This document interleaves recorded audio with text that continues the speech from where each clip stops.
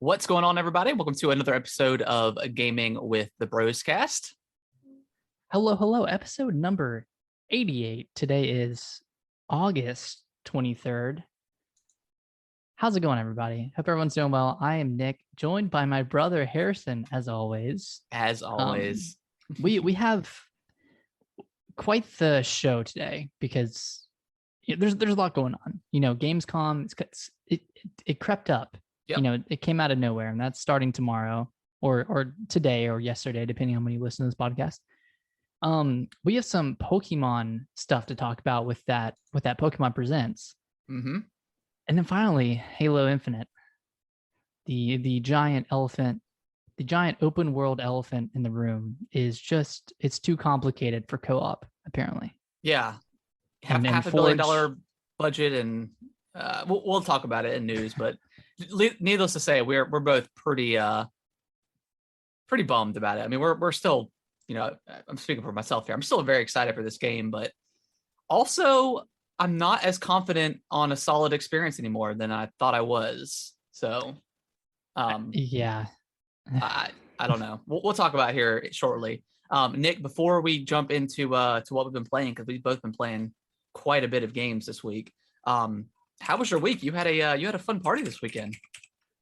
I did. So it was my fiance's birthday this weekend, and we decided to have an ABC party, which is an anything but cups party. So you have to bring a drinking vestibule alternative.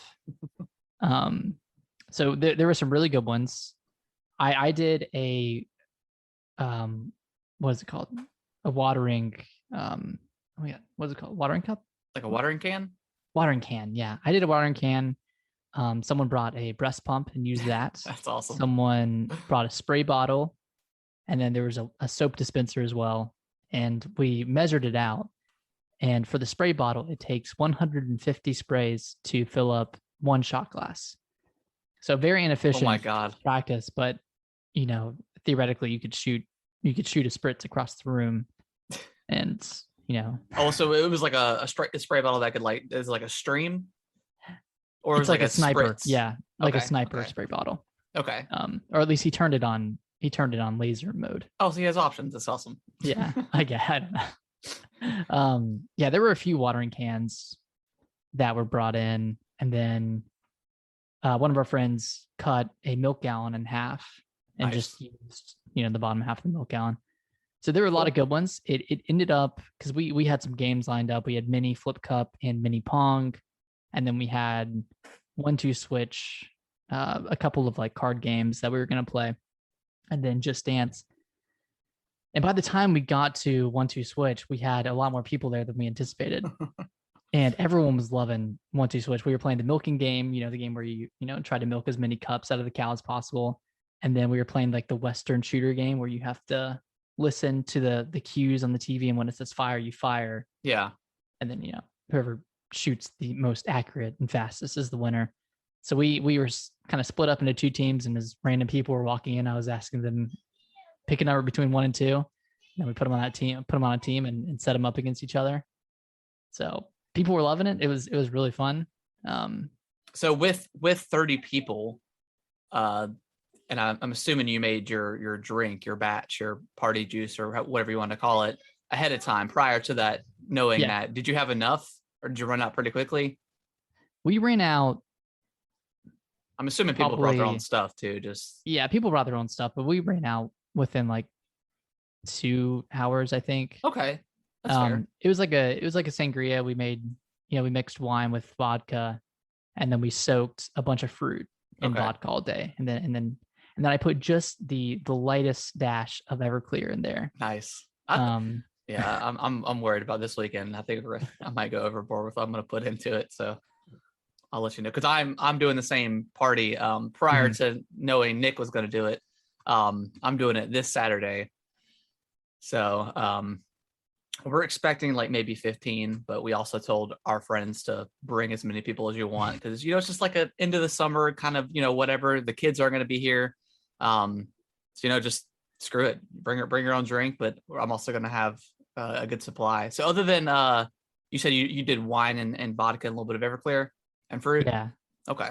Yeah, and then we had some seltzers and beer. Yeah, We yeah, we bought the Coronitas, like the 7-ounce Coronas, yeah, and those were a big hit too because we just like cut up some lime beforehand, and it's like the perfect ratio of lime to beer yeah. when you have like a little small beer like that. Yeah, those Coronas are pretty good. Yeah, so it's fun. But Cool. how was your week?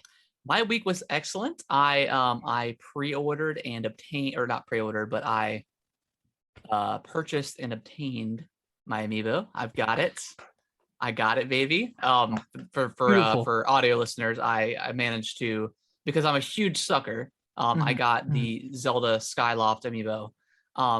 For Yes, $80, right? yes, no, I got it from Best Buy. I happened to go on bestbuy.com one day last week or 2 weeks ago and saw it available, saw it add to my cart, so I did.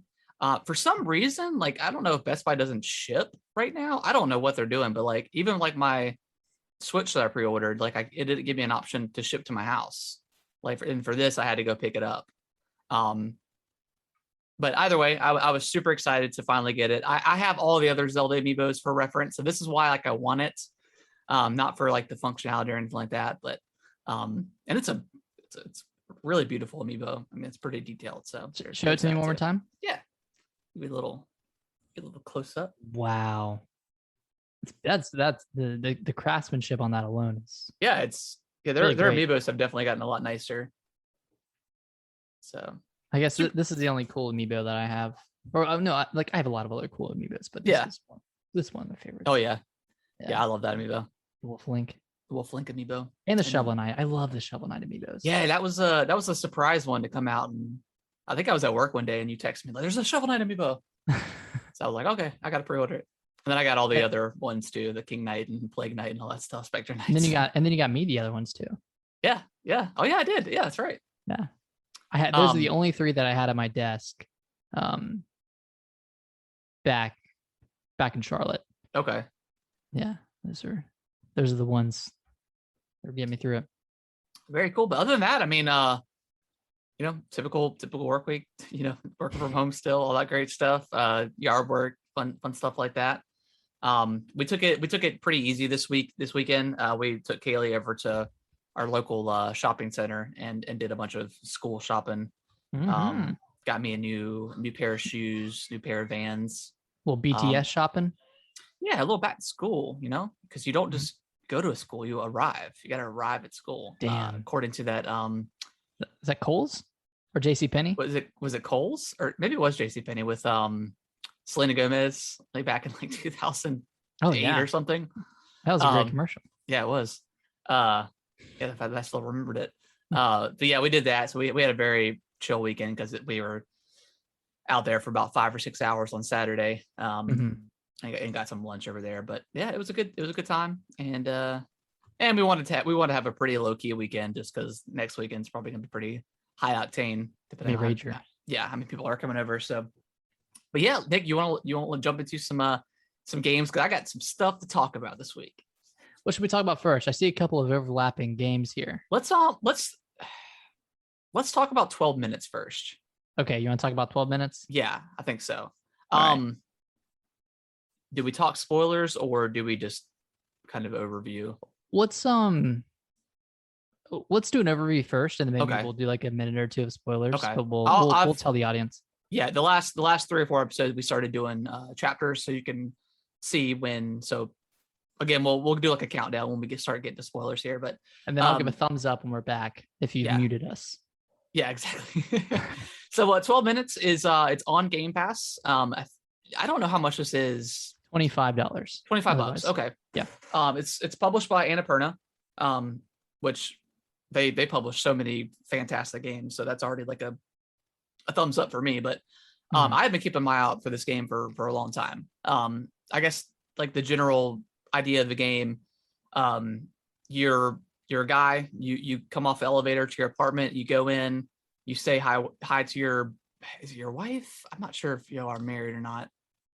I want to say it's your wife. Okay, maybe it is. Either way, you go back to your wife and you're late, and she's made you some dessert, and wants to have it, wants to talk over dessert, and then and then basically just how it starts, and this has been in the previews and stuff, you do all that stuff, you learn what you learn. She tells you the good news, and then a cop knocks on the door and ends up killing you. And you're just super confused why, and then you wake up, and you wake up as you're walking into the door again. And then the day, or like that evening, resets, and it's every 12 minutes that resets. Depending on how far you make it into the loop, you learn more and more information on why this cop is after you and your wife, why he's killing you, what he wants. But yeah, it's a really interesting concept, and for the most part, I think it's done pretty well. Yeah, I mean, I think there are points throughout the game where you start to see like the gears turning. Like very frequently you can't do a lot of stuff out of order. Yeah, it's also not one of those like speed running games either. Like you can't just like you can't do it all in one. Yeah, the next time you restart the game or something, you can't have all that knowledge. Like your character has to learn the knowledge in the game, and then you go from there. Yeah, and I think you end up like in order to actually beat the game, you probably have to play through at least 10 loops just so your character like gets all the information. And kind of towards the end, it gets to a point where every loop you're just learning like one more thing. Yeah. And then you're doing one thing, and then you have to sit through, the rest of it again and get to that point. Yeah, it becomes a little bit like monotonous at the very end, just because you're just doing the same thing. Yeah, I was falling asleep while playing it towards the end, just because at certain points of the game, like on some points you can fast forward through conversations, but once the cop arrives, you can't. I don't believe you can fast forward. You can, and that can become a pretty long conversation. Long interaction. Yeah, there are certain areas that you can go into the game to like speed up the time, which is cool. So if you got to get to a certain point, like when the cop arrives, you can get in the closet and hide there, and then you can also like go lay in bed, and you can choose to allow time to go as long as you need to. So they do give you a little bit of options for that. I didn't realize that this was like a point and click adventure. I thought it was just like a like a isometric view, because like the game is like top down, like you're looking into like there's 3 rooms that you're looking into, and you only see one at a time. You got your like main living room, your bathroom, and then like your living room, or excuse me, your bedroom. And you just kind of point and click where you want to go, and then if you have to use a certain item, like dragging the keys to go to the door to unlock it, you have to go into your inventory. And then, so it's a little bit of a minor learning curve, but it's really not that bad. Yeah, it didn't take long to get a handle on the controls. It was just some of the time I wanted my character to do the things faster than he actually did, and I got to a point near the end where I had to do something relatively quickly, and this was like at the end of like a pretty long loop, and I missed that time frame, and then I had to redo the whole thing. Yeah, that was a little disappointing, and it's kind of hard to get around that kind of stuff when you're making a game like this. But that's just something to, I guess, be aware of when you're going in. Like, this is by no means, and it's not an action game by any means. It's a puzzle game through and through. Definitely. Yeah, so just keep that in mind. Like I played it with my fiance watching me the entire time, and she was pretty interested, and she was like pretty engaged in helping out, and she was solving a lot of the stuff before I did, and because she's really good at puzzles and stuff, and I'm not too privy to those, but it's one of those games where if you miss your window to do something, you're not going to get it again, and you have to restart. I mean, luckily, if you fail and you mess up, you can just leave the room and it'll reset, because if your character leaves, it'll just reset the loop. So they do have options in there for you to reset it quickly if you need to. So that's good. Yeah.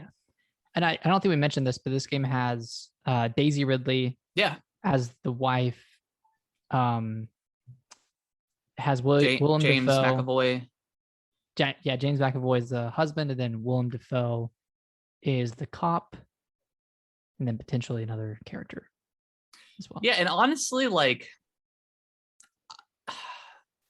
none of their performances were necessarily stand out for me. Like I thought William Dafoe out of all of them would be like the kind of the standout, and he was. I mean, it was all great voice acting, but there was just nothing that's like, you know, it wasn't super necessary. Yeah, to be, I hope they didn't. Well, I mean, I hope the actors got paid well, but I mean, I hope they didn't get charged blow their budget. an insane amount for these, because yeah, it's a good marketing strategy. You know, you have these top tier, these good actors coming in here, but yeah, I mean, all said and done, it definitely wasn't like, something like it wasn't super integral to it being a good game. Yeah, exactly. But all the voice acting was good, and the story is very interesting, and it takes quite a twist. I did not expect it, and I guess, do you want to dive into some spoilers real quick? Yeah. So again, I'm going to chapter mark, so I'll have us talking about 12 minutes first, and then I'll also have a second one for when we dive into spoilers. So 3, 2, 1. Okay, spoilers for 12 minutes. Before we kind of dive into that, Nick, did you ever kill your wife? I never did. Oh my gosh. Okay. Yeah, you can totally get the like the steak knife or whatever that's in the sink and stab her. And then what happens after that? You can get her book, I guess, and then that's really it. And then you can like get her set of keys, but you can't do anything with them. And when I killed her, this was like the third or fourth loop I had done. I was just like, can I kill her? And then eventually, after the cop gets there, he's like, oh my God, you're going down for this. And he's like, wait, I can actually, he's like, maybe we can help each other. He's like, does your wife have this pocket watch? And you're like, well, I have nothing about this. And then he ends up strangling you anyways. So if you do know, then maybe, or if your character knows. I didn't do it like that. I wasn't aware at the time, so I didn't kill her anymore after that. But well, I did kill her a few more times. And after like the third time, like the first time you kill her, it's very like, oh my gosh, I'm so sorry. And then like the third time you kill her, because like the first time you just stab her, and then she ends up like falling down, like, and then it takes forever for her to die. And then like the third time you kill her, you just like slit her throat. He's like, I'm so sorry. Oh my God. And then so it's cool that it like, as the time goes on and as he gets deeper into these loops, like his feelings, because he knows it's going to reset, is kind of watered down versus the first time. So that's a really interesting concept or idea that they did, and I thought that was cool. Yeah, there's like a certain point of the game where you know all this information about your wife, like about the half brother, and about her father and her killing, or her quote unquote killing her father. Yeah. And like I guess like the third or fourth loop of you actually going through that dialogue with her, you're like, all right, yep. You killed your father, he's not dead, whatever. You have a half brother, you have an whatever. Yeah. Can we get on with it? Do you believe me now? It's like, do you understand everything? Because there's more. And then he's like, so I think that's cool. Like, you don't have to go through every single option again. You just can do like the basic like time loop option, and then he explains everything. And then she's like, that was nice. Which is like also kind of like unbelievable on her part, because then she's just like, oh my gosh. And then she like sits down, and then you sit down next to her and you're like, all right, let's wait for the cop. And then he shows up and he's like, is this him? Yeah. It's crazy. I mean, but yeah, I mean, it's a pretty like basic story, I guess, at the end of the day. Like, I mean, you find out that, you think your wife kills her dad, but turns out like she only like wounded him. And then, someone came back and finished the job. And then it turns out that it was you're her half brother. And you're also having a baby with her, which is, super weird. And then you have a few options at the end to like either, I mean, you could tell her, and then you can choose to like the good ending, or the secret ending is like you go back to the watch, and you revert time back to like 2 minutes prior to 12. And you choose either to forget everything again, or you choose to remember. Yeah. And I chose the forget option. Yeah. I don't know. What'd you choose? I think I chose to like. I think the first time I chose to tell her, and then if you go back again, there's an option where you can like where you can get the book. And then I think that's the forget option, right? Yeah, that's the forget option. Okay, yeah, I did that. So and I think that's all the endings that you can get pretty much. Apparently Maybe one there's more. 6. Really? I'm sure they all have a very similar Yeah. I don't outcome. Yeah, I don't see like too many different outcomes, but yeah, realizing like you're her half brother, and it's pretty gross, but I guess he was just, I don't know, so traumatized by the experience that he ended up forgetting, and it's like a look into like psychosis and stuff like that. So I mean, it's pretty interesting.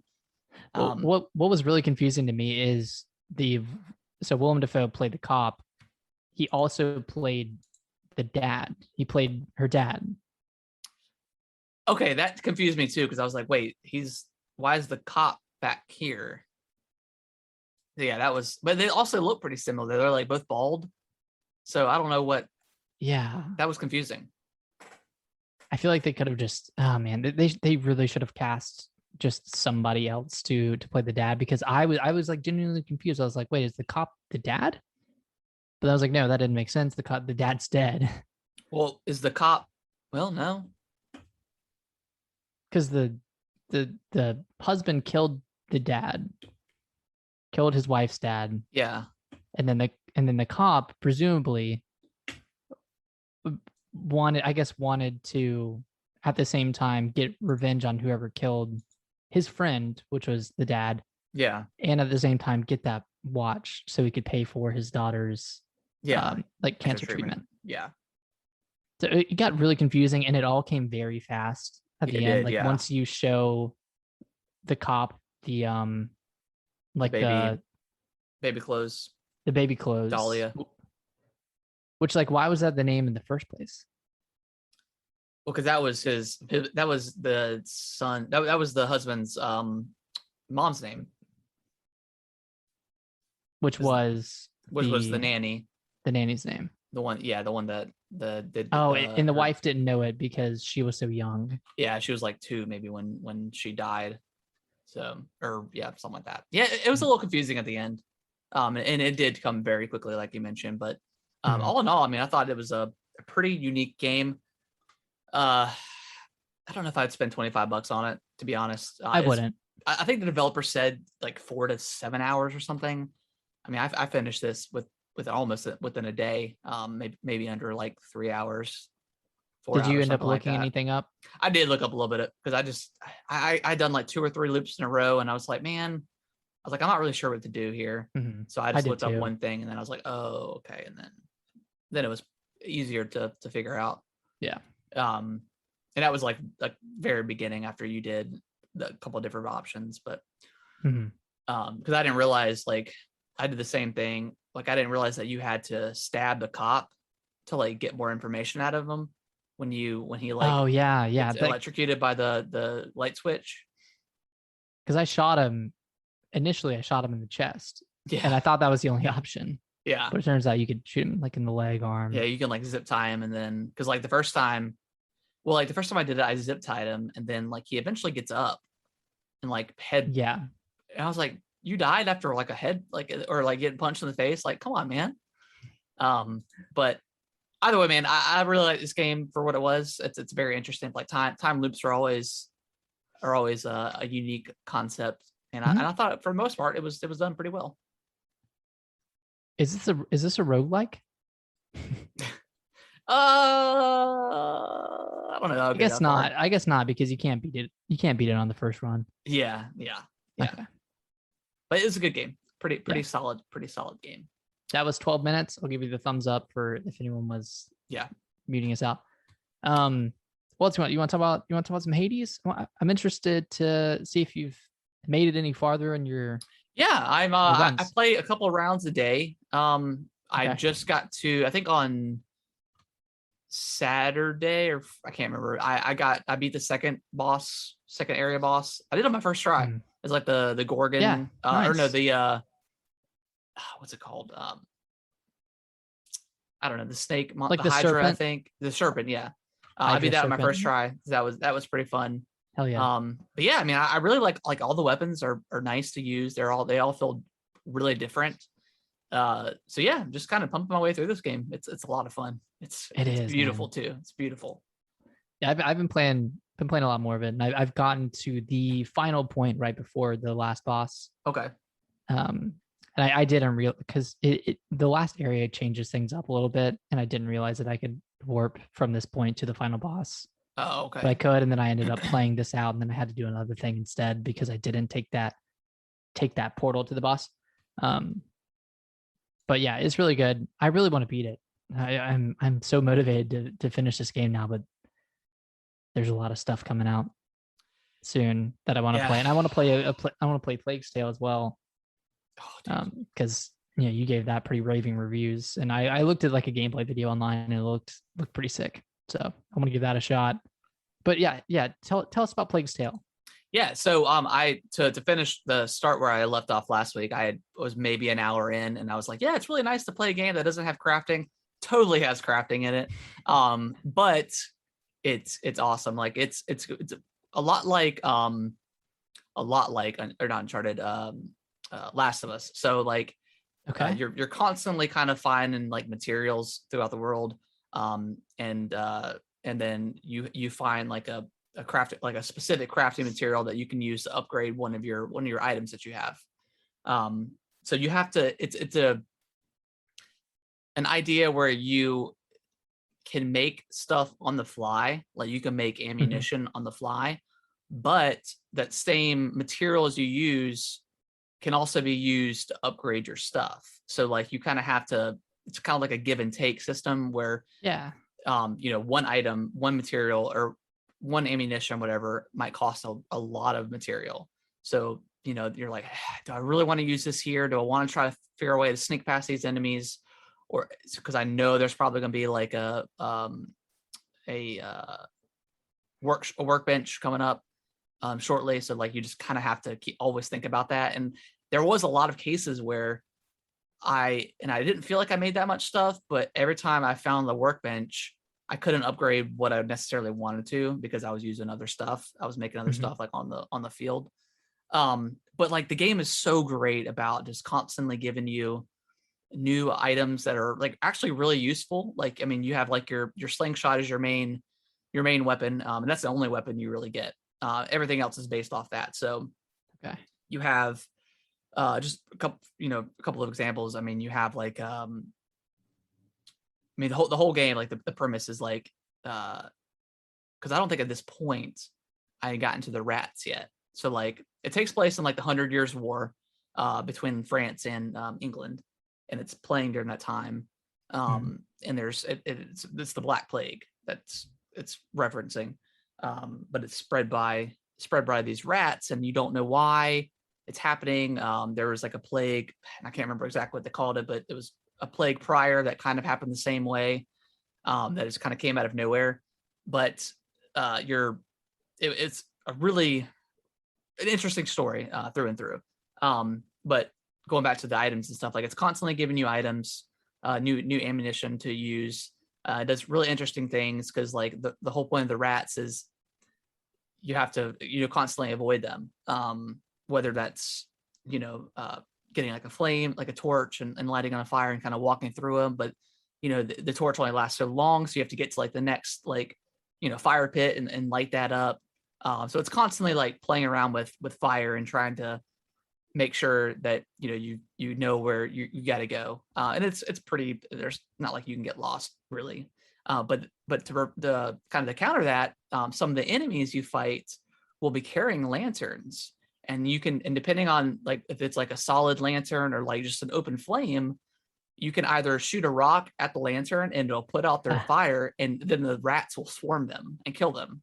That is so cool. Yeah, and then if they're holding like a torch, you get this piece of ammunition that pretty much extinguishes the torch, so then they can get swallowed up by the rats too.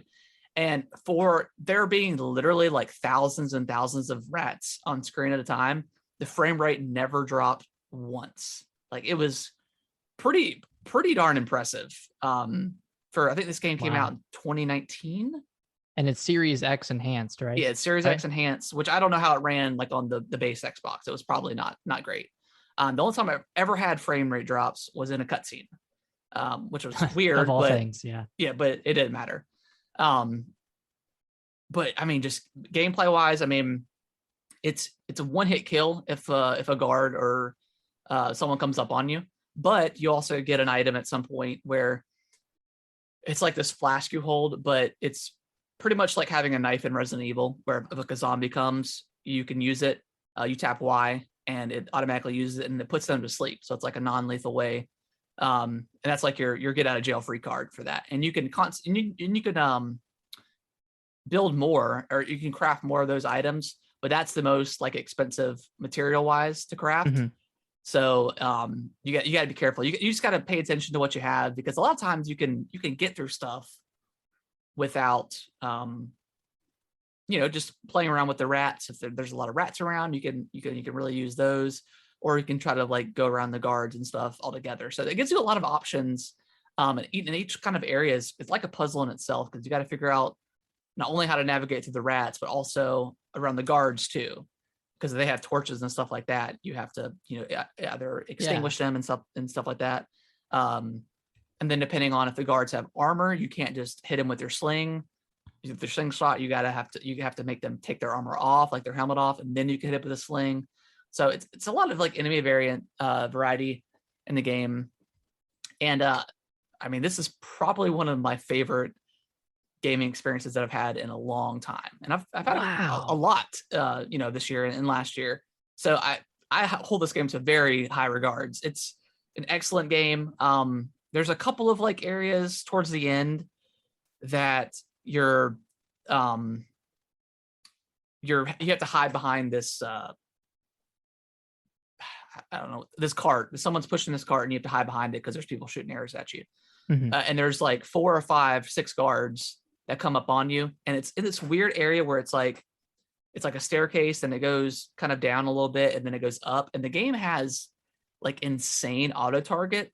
So like it was trying to target their head, but then as soon as they dip down into like the staircase, like it caused like the reticle to kind of go over the place, and by the time I got it readjusted, the garbage in front of me and killed me. So that's really the only. I don't know if you can, but also I don't think that the aiming is good enough for you to not have it. But and it's just this one part where I probably died 4 or 5 times, but it's just the fact that you have to wait for this other character to push this cart. It was a little frustrating. And then the end boss is like so ridiculous and over the top, but it was still fun. I thought it was great. But yeah, A Plague's Tale: Innocence. I am so pumped for the sequel that's supposed to be coming out next year.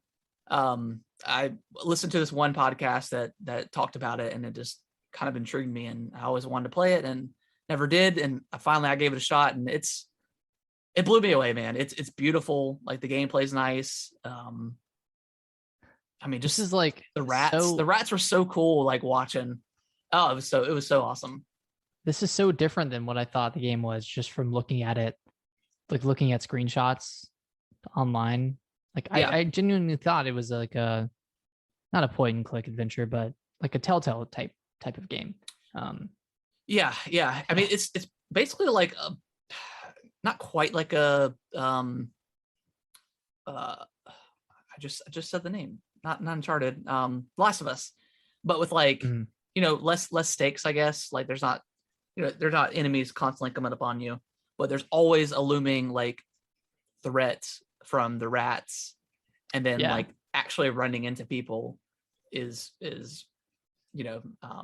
stressful. So is this a scary game? Is this like a horror game? I wouldn't say horror. I mean, there may be some creepy moments. Like, I mean, depending on like your threshold of like gore and stuff, your tolerance for that is like when the rats swarm an enemy, they strip them to the bone, to the bone and like flesh. So it could get pretty gross at some points, but Yeah, I mean it's quite a good game, and it's about 9-10 hours, so it's not a huge investment. It's kind of just that perfect, like there was never a set piece or never like an area that I hated. Like all of it was pretty solid. Nice. Yeah, it was great. I would highly recommend it if you have Game Pass for sure. Yeah, ironically, all of the games that we're talking about today are on Game Pass. Yeah, I mean that's the way of the world right now. Yeah. All right. I want to talk about Psychonauts. Yes, I played a little bit, but you've beaten it. No, I've not finished it yet. Oh, you haven't beaten it. Okay, you haven't finished it. Okay. And this is Psychonauts 1, by the way. I think 2 comes out Wednesday. So I'll have to wait a little bit for that. No, it comes out tomorrow. Is it tomorrow? Okay. Mm-hmm. So basically the premise of Psychonauts is you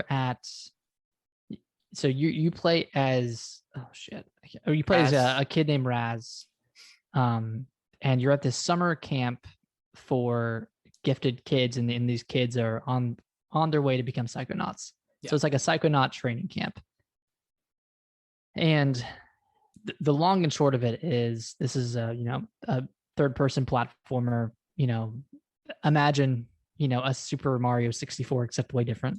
Yeah. And instead of jumping into these random levels, you're jumping into the minds of people.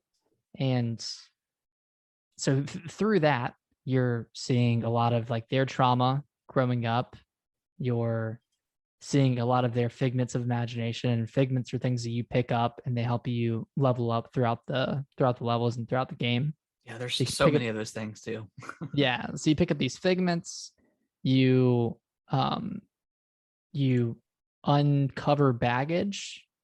There's like, what is it? Yeah. You find like luggage keys to baggage. So you're like finding people's baggage essentially. And then you're also, and I don't know exactly what they are, but you're finding these things that give you basically the backstory of the minds that you're in. So, one person is a conspiracy theorist, and their world or their level is like a suburban neighborhood, but it's all twisted in on itself. And a lot of the themology of this level is around conspiracy theories. So, you'll see like hidden cameras in fire hydrants and trees, and a swan's neck will open up and there'll be a camera in there. And then you'll see, on each house, there's people peeping out the windows. Mm-hmm. So it's just like all of these like conspiracy theory things that kind of paint the picture of what a conspiracy theorist mind is like. Yeah. And you play through that level, and that this is just one of the recent ones I've played through, but it stuck out a lot to me because it hit everything right on the nose. It did everything it meant to do. It's like you see this guy on the outside and he's pretty crazy, and he's talking to himself and all this stuff. And then you jump into his mind, and you see it's called the Milkman Conspiracy because he's looking for the milkman. He's trying to find the milkman, and this whole time, like everyone inside of there is either looking for the milkman or protecting the milkman, and it just gets super crazy.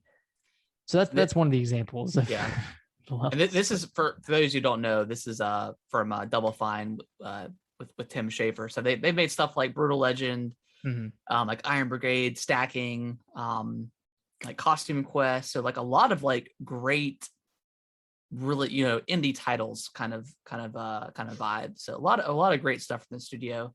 So like, most of their games are kind of weird and like kind of all over the place. Yeah, and this game was released in 2005 on the Xbox, so it's pretty old. I mean, you got to put your goggles on for this one because it could be a little rough, and the gameplay definitely shows its age. But the combat isn't super great. Yeah, I think the characters so far that I've seen, and like just kind of the comedy and stuff like that is worth sticking around for.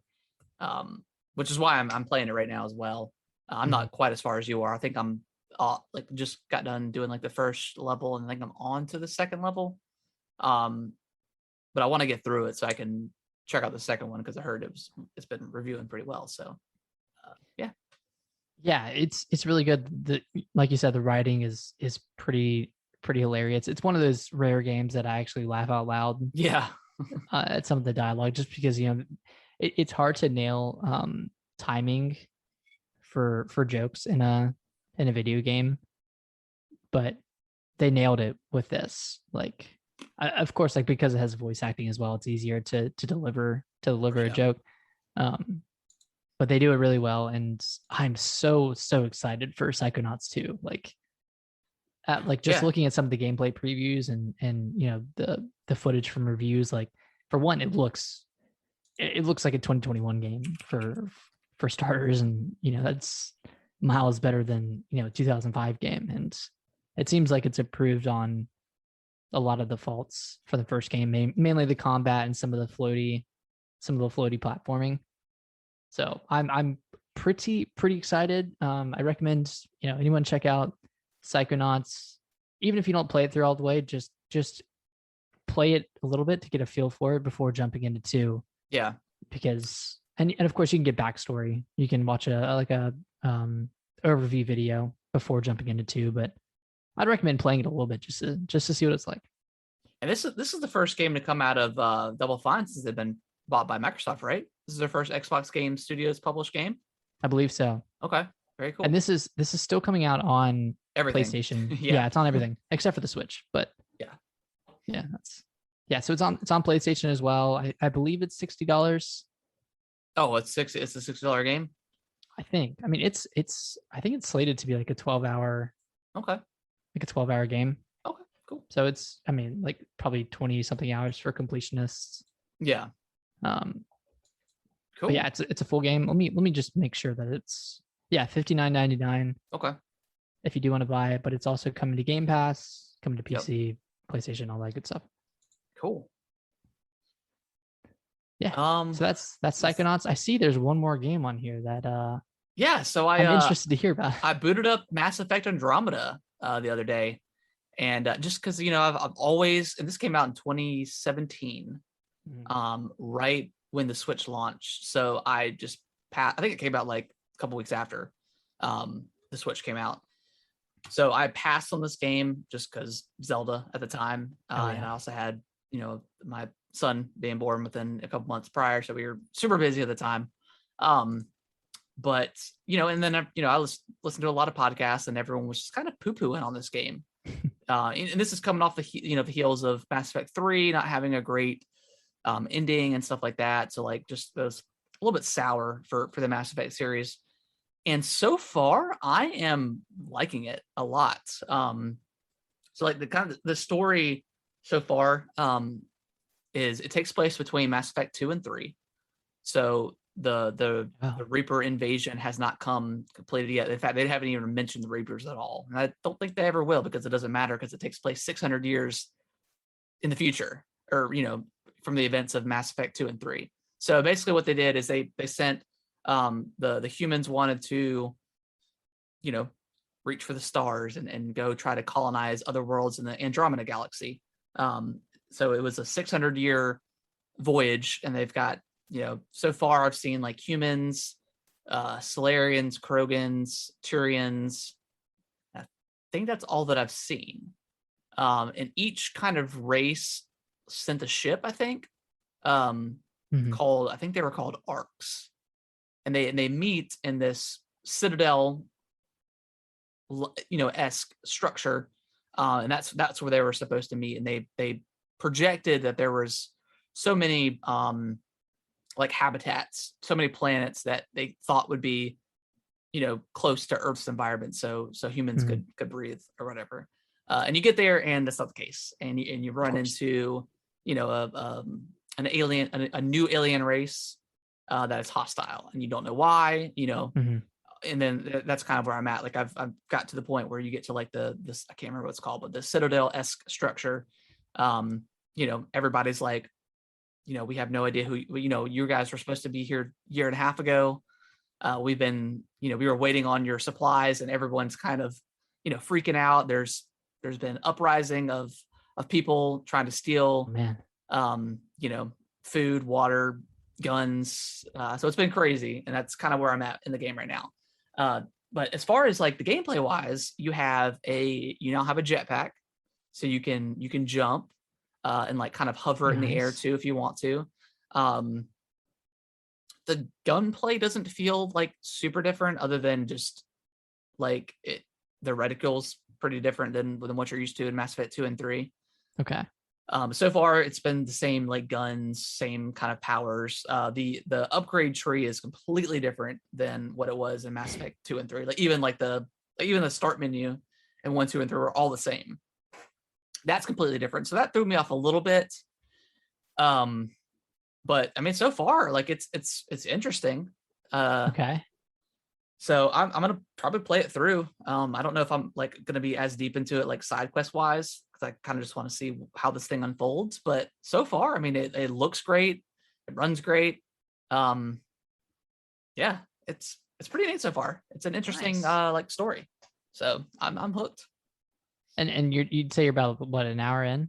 I think I'm about 2 hours in. Like I did the main kind of opening Opening mission. And you choose between a girl or a boy and their brother and sister. So you're playing the opposite or whatever. And then I think you can still, mess with the character settings and stuff like that. But I don't think you don't get an option of where they come from or like their backstory like you did with Shepard. Shepard was more like an open book, a blank slate. With this, it's kind of they've already got their backstory.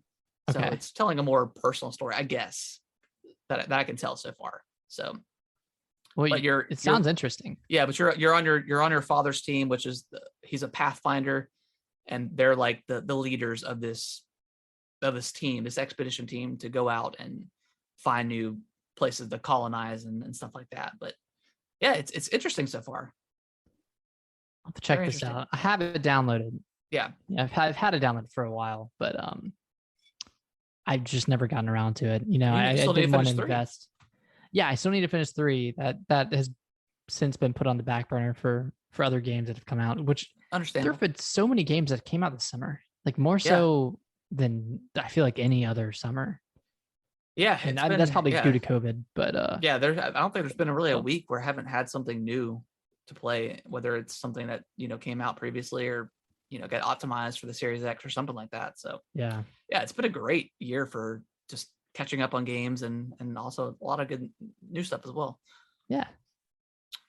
Nick, before we jump into the news, you want to take like a minute break?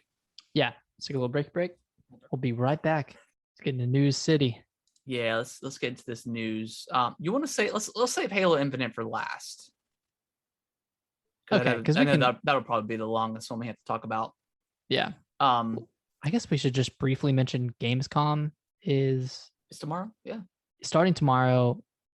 I'm not sure. I don't think PlayStation is there. Probably not. But Xbox is going to be there. I think. Do you think we get a Halo release date? Because I mean, gosh, it's August, almost September. I assume we do, but I mean, who freaking knows, man? Yeah, who knows? I'm assuming we'll get like some sort of campaign gameplay or something like that, because we've seen enough of multiplayer that had the. I would like to see how like the beta. I would like to see like one mission. One mission, like just see how that hub world or like the open world stuff works. Mm-hmm. But I think we'll see that. We'll probably Forza probably have one more trailer for Psychonauts too, just to push that game. I think they said there's not going to be anything new, right? Like it's just stuff that's already been announced. Yeah, I think it's just stuff that's already been announced. So yeah. I don't really have a ton of expectations going into Gamescom tomorrow. I think we'll probably see that Saints Row reboot that's been rumored. Yeah. And then from there, like I really don't know what else we'll see. Yeah, is there anything that you want to see more of from Xbox? Maybe some like Hellblade 2, but I think that's next year, like holiday next year. So yeah, I don't think we will, but I mean I would like to see more.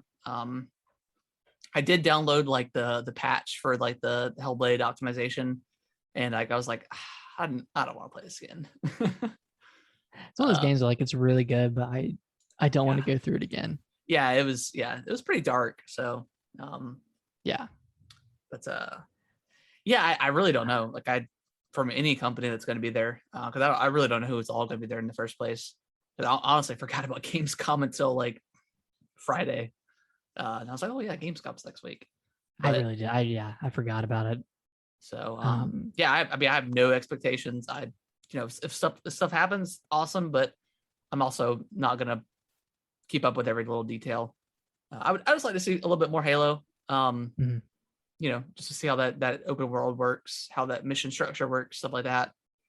And then maybe a release date. I would like to see that and a proper beta or something. I don't know, something. When do you think this game's going to come out? Do you think it's going to be a November game? I mean, the 20th anniversary is this year, so could be on that whenever that date is. When did Halo 1? November 15th, 2001. Okay. So November 15th is what? That's on.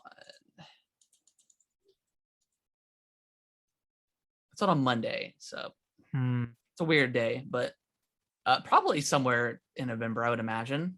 The first week of November. Maybe late October. I mean, I think Halo 5 came out in October. But I don't know. Late October, late October, early November, I think is usually when those games come out. So something like that. And we're getting real close. Time's a flying. Time is flying. Yeah, it'll be out before we know it. If it doesn't get delayed. So yeah, we'll talk about that here in a moment. Yeah, we got. Oh, good. No, I was gonna say the same thing. I do want to talk about this Pokemon Presents because man, was that a good Pokemon Presents? I don't know about you, but I watched it and then I watched all the trailers again, and I thought it was okay. Like I didn't. What? I mean, like all the stuff leading up to like the main stuff was kind of, Oh, like, yeah. I mean, who cares about, Pokemon Cafe Mix and all that stuff. So we'll talk about Shining Pearl, right? And Brilliant Diamond. Is that yeah. Okay? I thought that trailer was like weirdly edited. Like there was just some weird zooms on like some characters and stuff. Oh, on the text. Yeah, it was really weird. Well, it was just it was a way of transitioning to whatever they were talking about without having an announcer or like a voiceover. Yeah, that's true. But it was weird. You're right. It did visually. Yeah, I just thought whoever like edited that video was like, what is going on here? But I mean, it looks like a cool game. I'm still on the fence. Cause like, I mean, you know how, I mean, I think we're kind of on the same page when it comes to Pokemon. I don't know if I want to buy this game again for $60. I do kind of want to, but also I don't know. So it may be like an impulse buy, like the day it comes out, but all right, I want it. Depending on what else is, game, whether other game is around that time, but yeah, I'm not super hyped for this thing. I'm definitely more hyped than I was before. So what got you hyped for this remake? It's kind of a lot of little stuff, but graphical improvements. I feel like they did a lot of work around that since it was shown off initially. It's cool that all the Pokemon can follow you around, like in Heart Gold and Soul Silver. It looks like they've expanded the underground world a lot, and there's a ton you can do there. And then I just remember doing a lot of like the side stuff in Pokemon Diamond. Yeah, like the pageant show type stuff. I remember I spent like a weird amount of time doing that. So I'm excited to jump into that again. And it looks like there's a little bit of like DDR type stuff in there, or like a little bit of rhythm based games, which I'm always all for. See, and I feel like when it gets closer to that time frame, like I'm like the hype is. I say hype, but like the excitement will be building a little bit, just because like, those are the games that like I'm nostalgic for. Like up until like Black and White, those are the games that like I love so much because granted, like the formula was pretty much the same. They didn't improve. They didn't expand upon that formula for a long time. Yeah. When it was still like in that 2D era, but they were all so fun. The Pokemon were unique and different, and I don't know. I'll probably end up getting a stupid game, but And like part of me wishes they took a different direction with the art style itself. And like I saw a lot of people criticizing that it doesn't look like the Let's Go series. Like that looks so good, and this doesn't look as good as that. And it's it's an older game, arguably, right? It's based off an older game in the franchise, and to me, I mean, it could be different like when you're actually playing, but I think the art style in Let's Go looks better than this game. I'll have to go back and look at the Let's Go art style. I don't remember it too much. Yeah. Let me pull up a screenshot of it real quick. I mean, Let's Go I remember it looking really good.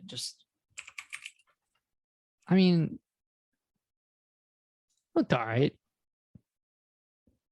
I mean, it looked pretty good. Okay, never mind. It looked pretty good. Yeah, it looked pretty good. And then yeah, I mean, I see what you're saying. Like for like a later entry, like why wouldn't you just use the Let's Go art style? I mean, maybe we're gonna get a Let's Go silver and gold or whatever those. It almost like I don't know. I want to say it looks better.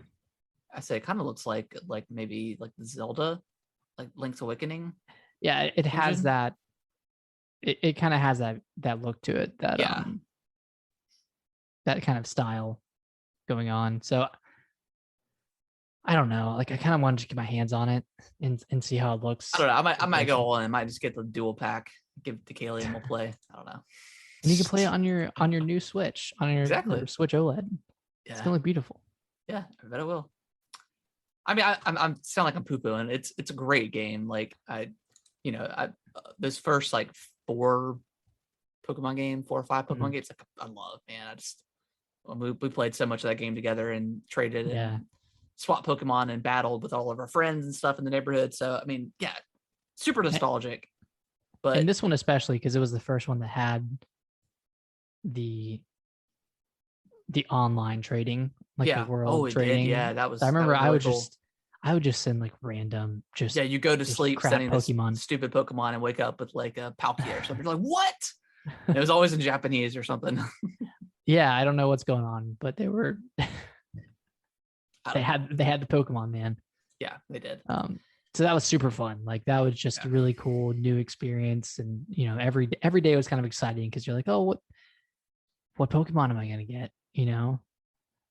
And obviously you can trade as much as you want in a day, but yeah, for sure. You put out feelers, and if you're putting out a level 2 Weedle and you're asking for something crazy, you're not going to get it right away. Yeah. So sometimes you'd be surprised. You'd be like, "Oh my gosh, a Mew, level 80 Charizard for a Weedle? What are you thinking?" But that is going to kind of wrap up that segment. But let's move on to the last topic. Whoa. We're forgetting about a major game that was shown off during Pokemon Presents. Oh, God, we are. Jeez. Legends. Arceus. Man. Dang, I've totally forgotten. I'm actually kind of pumped for this game.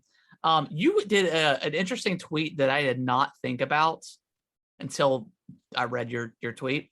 But we don't know if there's going to be any sort of gyms, right? Any gyms? Any trainer battles? We'll have trainer battles, but no one's no one's theoretically explored the area yet. You're the because first this isn't so. Necessarily like the start time of like Pokemon, right? It's just for this region. It's weird. Yeah, I'm still kind of confused. Like an unexplored region because it seems like it's so far in the past, but like they still have like technology and Pokeballs are still a thing, so it's like it's weird. So I'm assuming it must be just like an unexplored area. Yeah. So I'm assuming like we'll have like a base camp, like that camp that's shown off, like that's it as far as like a town goes. Just like a little hub. Yeah, like a little hub world, and then like you go off on your expedition and missions, whatever they called it. I mean, after watching that trailer, how did you? What was your kind of excitement level after that? Well, I saw the frame rate was higher than within 3 frames per second, so I was really excited. It runs great. No, like it kind of, it obviously didn't give me the same feeling that Breath of the Wild did when it was first shown, but it kind of gave me a Similar vibe. similar vibe. You know, they have that very like ambient music playing, kind of sounds very natural, and then start showing more stuff.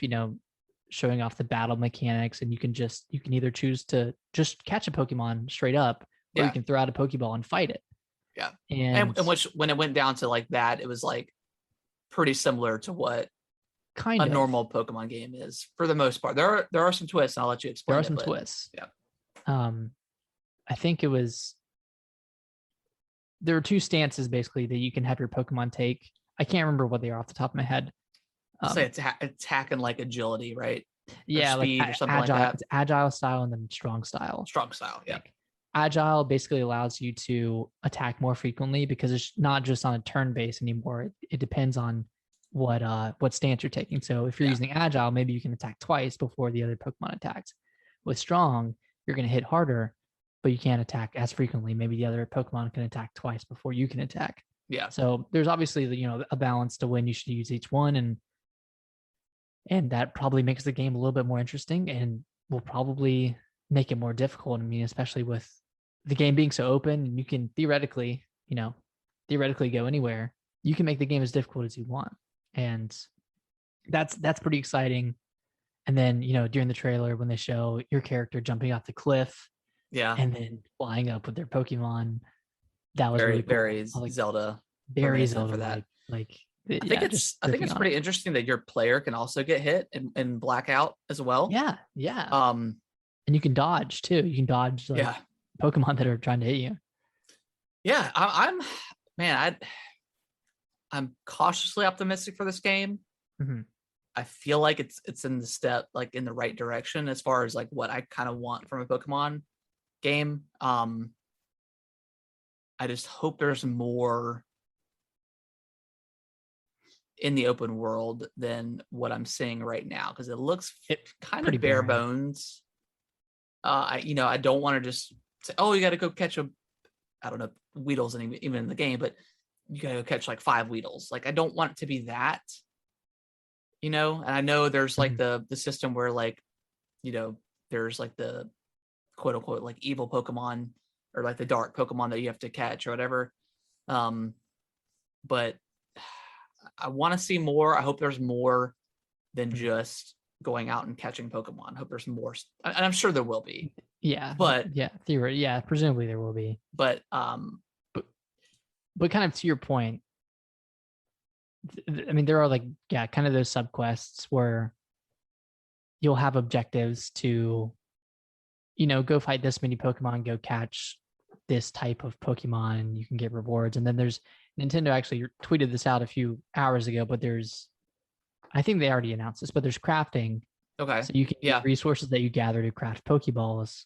And the screenshot or the picture that they showed in their tweet showed a lot of items that you can craft. It didn't show the items, but just a lot of space for you to craft different items. So it sounds pretty extensive. I mean, it kind of sounds like the equivalent to Breath of the Wild's cooking system, except you're crafting, obviously, Pokeballs, you're probably crafting potions, antidotes, revives, like, everything you can think of for Pokemon, you're probably crafting. And then I'm sure there's options to buy that stuff at your hub if you need to.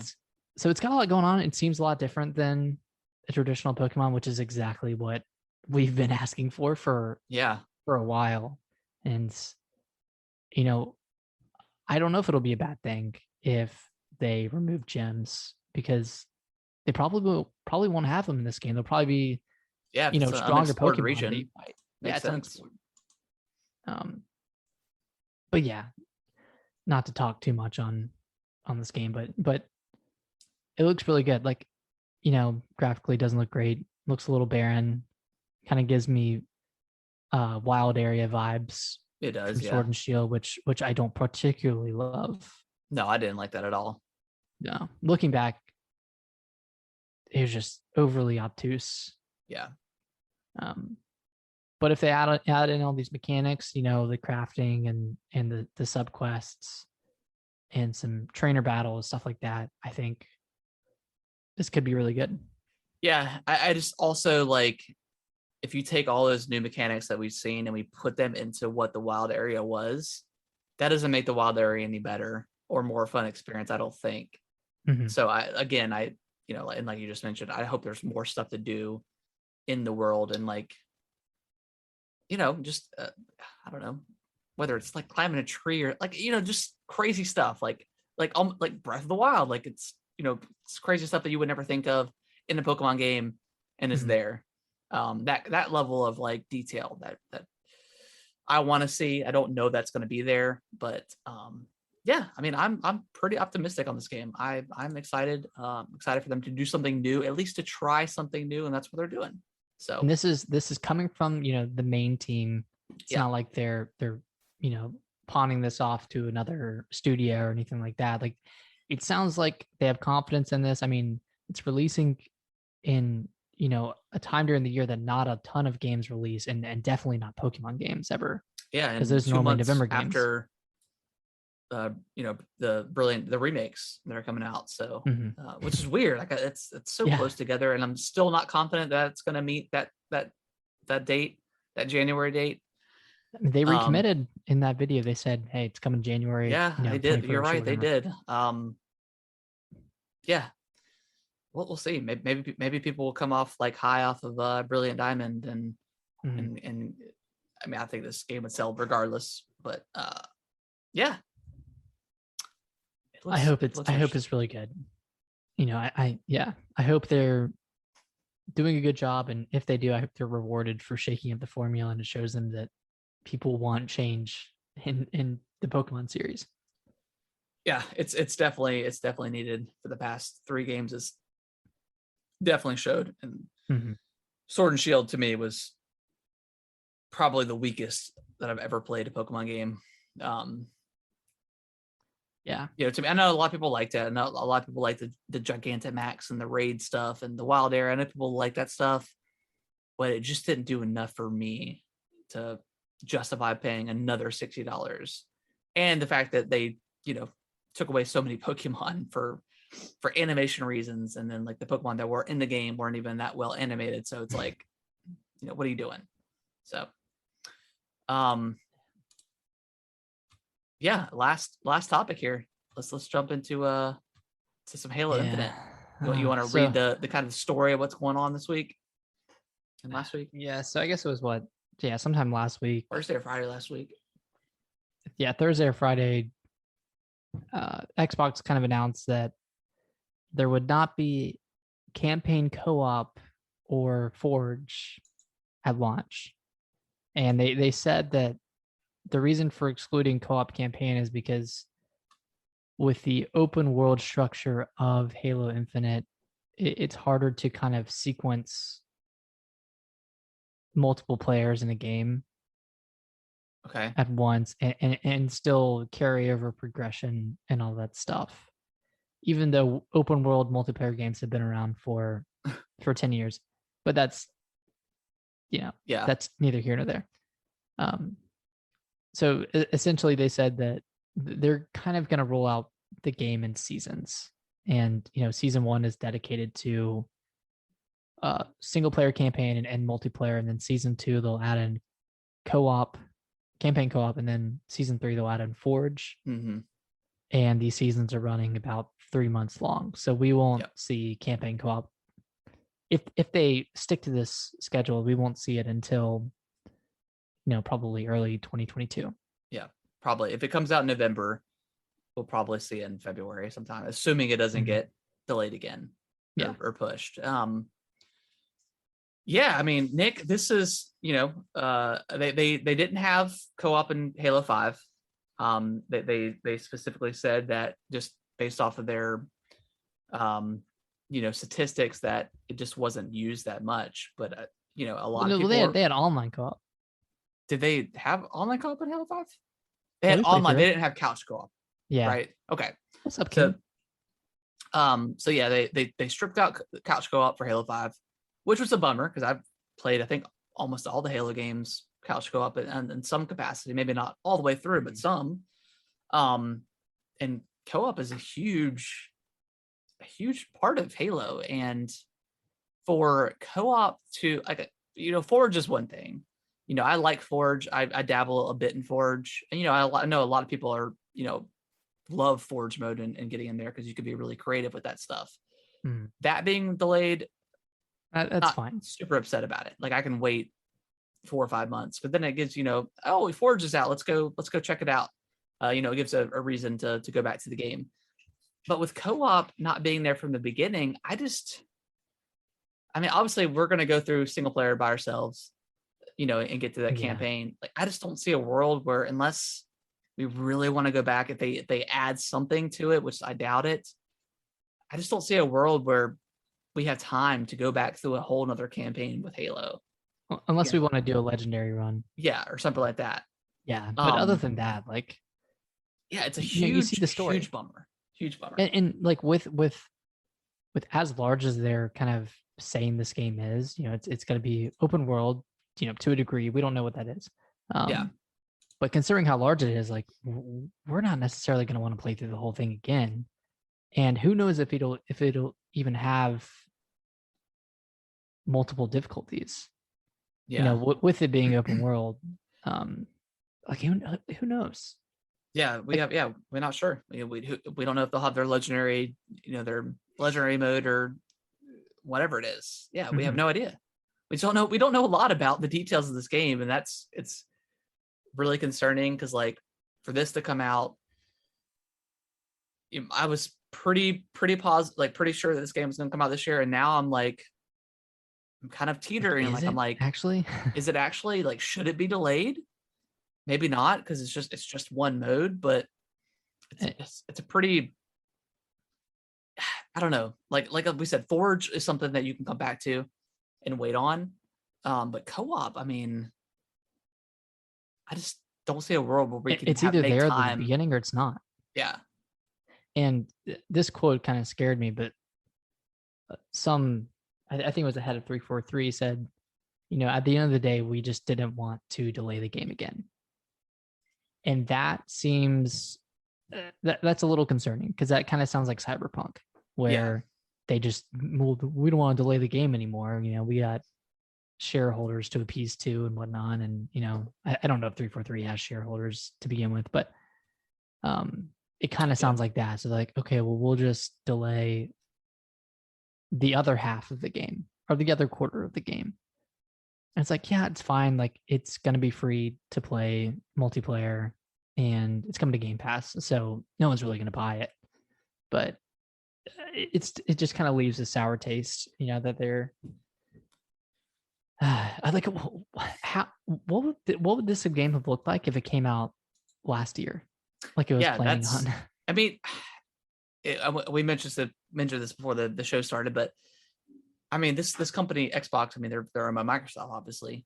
So, Oh, you mean 343? Well, yeah, 343, but they're, a Microsoft, dev team. So, like, they have to have, like, obviously not everything has an infinite amount of money, but, like, this is the flagship title for Xbox. This is their main game. This is their moneymaker. So you have to, like, I don't know the exact numbers of their budget, because that stuff will never come out, but you have to think that they have a lot of money and room for budget for this thing. And this thing has been in development for over 6 years now, and they're delaying co-op at launch, like, and to bring it back to what you like last year, like, I just, did they, like, rework the entire campaign or something after getting negative feedback from, I don't know, from fans? I don't know. I don't know what they've been doing. Like, we haven't seen the campaign since last June, whenever they had their showcase. Yeah, the E3 stuff, and it was just like a cinematic trailer. Teaser. It wasn't gameplay. Oh, right. Sorry, they did show. Yeah, they showed that trailer. Yeah, E3. At E3. That's the only other look we've gotten. We haven't gotten actual gameplay since other than like the beta or whatever. Yeah, I'm pretty concerned for this game, and I wasn't a week ago, and now I don't know. And you know what the thing is, I don't need this game to come out this year. I would like it to come out this year. Yeah, because I love Halo, but there's a lot of other stuff going on. There's a lot of other stuff coming out. Yeah. It's going to be a busy like game release season. Like I feel like they should have just delayed it a few months to work out the kinks of figuring out how to do co-op campaign. But yeah, I'm with you. I love Halo. It's one of my favorite franchises ever. I don't think there's a bad game in the series, in the main series. Halo 5, I thought the multiplayer was great, but the single player was not. It was not. The story mode was not awesome. But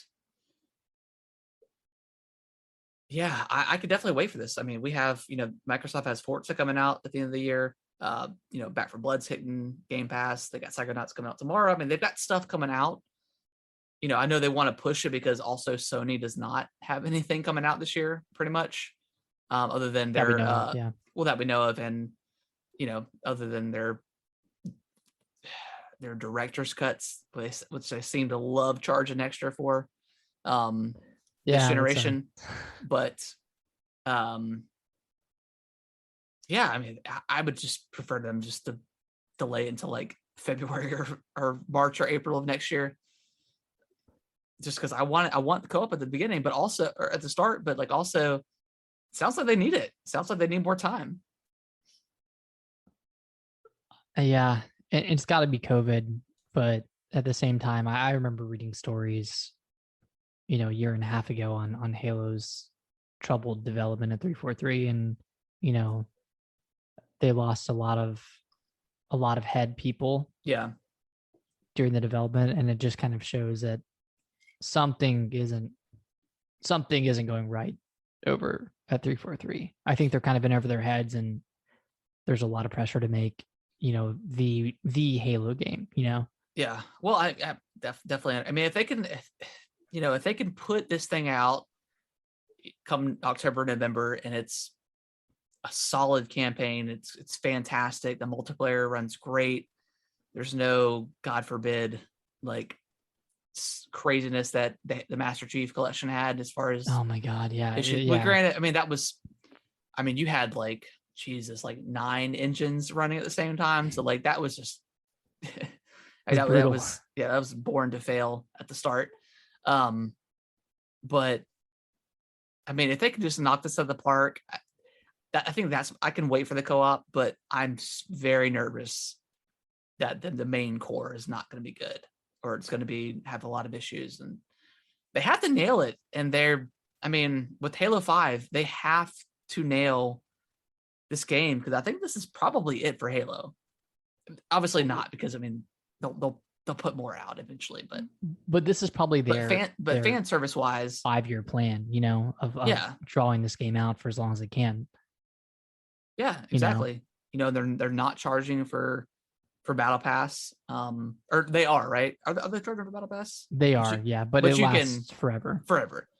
Yeah. So yeah, I mean, if this doesn't come out like you said, 5-year plan or whatever it is, yeah, I'm nervous, man. I'm nervous about it, and I want it to be good because I love Halo. There's another interesting quote in their kind of announcement, and it says, we hated delaying the co-op and Forge, but in order to make a great game, you have to start somewhere. And he said, we just have to put it out and then build on it from there. And you know what? If the multiplayer is done, and if at the end of the day, the campaign sucks and all we have is the multiplayer, then I mean, whatever, I'll still play it. Like, it's like Halo 5 all over again, but I mean, I still play Halo 5 to this day. Like, I love that game, but I want from what we've heard and seen so far, like, it looks like it could be a really interesting, and like, that's what you come like. I come for Halo for like the story first, I think, and then the multiplayer, and then the multiplayer comes second. Obviously, you play multiplayer way longer than you do the single player, but like, I just love that universe. Like, it's such a cool place to be in, and this game seems like they're doing something so much different than previous games. That's why I'm so excited for it, and I want it to succeed, but at the same time, it's like, man, like, all signs point to it not, and it's sucking. And I don't want it to be that case. But aside from the relatively successful beta, not beta, it's technical test, technical whatever test. Yeah, like that seems like it went really well, and people seem to really like it. But like, you're right. Like, campaign, that's our bread and butter, man. That was when we went to the midnight releases and whatnot. Yeah. We would play the campaign first, and then we jump into multiplayer. Yeah, you'd always be the campaign first, or maybe get like pretty deep into it and then play a couple matches. So yeah, I want a solid, like, it's not considered like a live service game, but like, obviously Infinite's got some sort of meaning, like secret meaning to it. Like, it's going to be constantly updated and new modes added and stuff like that. But this will be the first Halo game that's not complete, right? When it comes out, which is crazy to think about, and like the world we live in nowadays for video games. And I mean, everything is just constantly updated, but like, I want a complete experience. It's just gonna be crazy not playing co-op at launch. Yeah. Like, we even played Halo 5 co-op when it came out. I played at midnight. But yeah, it's gonna be interesting. Have to tell each other about it. Yeah. I mean, we'll talk about it for sure, but yeah, I just hope that the single player is done, the multiplayer is done, and then they can go to work on everything else. But by launch, I want everything else, and it's solid, but we'll see. Oh man, I don't know. Yeah, I know we're kind of dogging on it right now. I'm excited, but we're just passionate. You just hate to see it. Like, I really thought they had it in the bag, especially after E3, after the multiplayer test. I mean, I thought they were like all gears in motion. They were gonna hit the ground running, and now they have this thing that comes days before Gamescom, and yeah, I don't know. Hopefully they show off some campaign footage at Gamescom, and it looks really good. But yeah, I think a lot of people are bummed about this news, and hopefully they got a lot to show, a lot of positivity coming out of Gamescom, because right now it's maybe they wanted to get it out of the way, and then show some killer stuff. We'll see. Yeah, hopefully we see some good stuff out of that. But that is going to wrap up the news. And Nick, any last thoughts before we wrap up the show? I guess in terms of games coming out this week, we got Psychonauts 2. And No More Heroes 3. We didn't mention that, but that's coming out later this week. I'm excited to see. I'm interested to see what excited for that at all? I haven't played any of the No More Heroes games, so like, I'm at a 0. But you played the other ones, right? I just played the first one, and I only played through about half of it. Are you picking this up, or are you gonna like wait for reviews? I'm gonna wait for reviews. I'm guessing it's gonna be in the 70s range, because a lot of Studio 51 games they're just kind of against the grain, a little bit different. Yeah, and it doesn't necessarily mesh well with reviewers and the like. But like, it looks like a better version of No More Heroes 1, and presumably No More Heroes 2. So okay. I mean, I wouldn't recommend you buy it, going in blind or anything, but watch a trailer or two, look at the reviews, see what they say. I'll take a look at it. And does the Alien Fireteam Squad come out this week too? It does. Yeah. Okay. So that game, it's probably sitting at like a 68, 69 on Metacritic at this point. Seemed about like a classic thought. Aliens game. Yeah. Yeah. Yes, I don't know. I think it's like $40. Yeah, it's $40. So it's like a budget kind of, quote unquote budget kind of title. I love the Alien franchise. I think it's so cool, but it just hasn't translated into games super well. I mean, they had obviously Isolation was fantastic.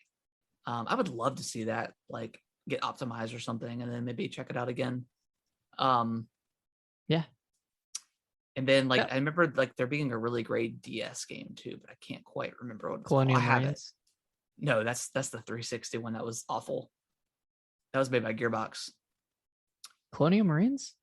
That was the one made by Gearbox. It was really bad. Really bad. It was terrible. Gearbox and really bad. Yeah. It goes together, right? It was like Alien. Oh gosh, I'm gonna have to look it up real quick. What is there anything else coming out? I don't think there's. I mean, I'm sure there's other stuff, but nothing like of note. Yeah, nothing I can think of. Okay.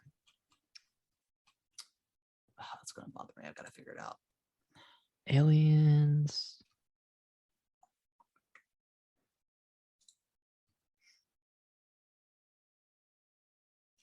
Wow, Hades is at a 94 on Metacritic on the Hades Series X. is?